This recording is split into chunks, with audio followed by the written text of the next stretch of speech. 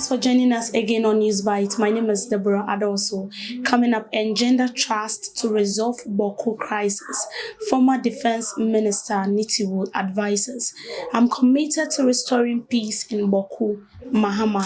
Ahmed Suale murdered by a high-profile minister in Akuf-Addo's government, Kwame A+ alleges. And our first story, former Defense Minister Dominic Nitiwul advises that building trust is crucial to resolving the Bawku crisis. He emphasized the government should treat perpetrators as criminals and deal with them harshly. To address the crisis, Nitiwul had suggested increasing military presence in the area with plans to deploy 500 more military personnel to Bawku. While this approach focuses on maintaining law and order, it's unclear whether it addresses the underlying trust issues.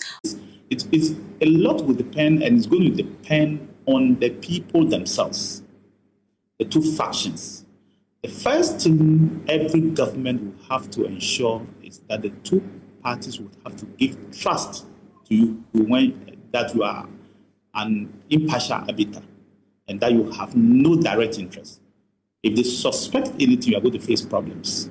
And I think that issue came over and over and over again. The Honorable MP has been very helpful, especially during my time, in trying to give me information, give me leads, and my colleagues to see how we can resolve the Bawku matter, because nobody wants this issue. Even one life lost in Bawku or any part of Ghana, it's not good. On the same stance, President John Dramani Mahama has reaffirmed his administration's commitment to resolving the long-standing conflict in Bawku. During a visit to the Sagran Palace in Bawku, Mahama addressed Bawku Naba and chiefs from the Kusak traditional area, calling for unity, restraint, and cooperation from all stakeholders in pursuit of lasting peace and development. Mahama emphasized that his government is dedicated to supporting peace-building initiatives and ensuring that lasting peace prevails in the region. He also announced plans to strengthen the country's security leadership, including key appointees such as Ministers for Defense, Interior National Security Advisor, National Security Coordinator, and Director of the Bureau of National Investigations. President Mahama stressed that resolving the Bawku conflict will be a top priority for the newly appointed officials. He therefore urged all parties involved to come together, set aside their differences, and focus on what unites them for the sake of peace. Bawku and surrounding areas were very peaceful, and work was going on. People were going about their duties. It's sad that this situation has occurred again. And I know that for the last 3 years, you have not been able to sleep. You've been living under stress. And so the priority of our government will be to bring peace back to Bawku so that everybody can go about his duties without fear of harassment. I want to assure you that we're putting in place the various appointments so that we can have ministers and other officials who are responsible for the security to take charge.